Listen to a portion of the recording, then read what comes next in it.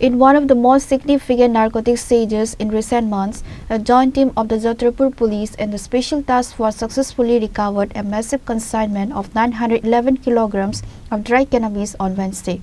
The operation was carried out in a rubber plantation located in the Thalibari area, falling under the jurisdiction of the Jatrapur Police Station.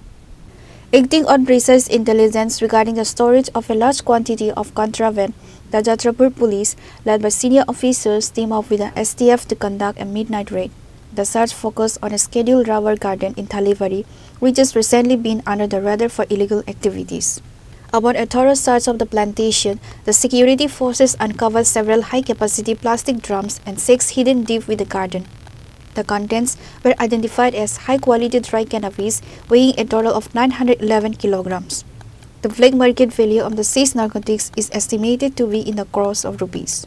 The police have registered a case under the NDPS Act, while no arrests were made on the spot as the smugglers managed to flee under the cover of darkness. Report, Chini, Khorang.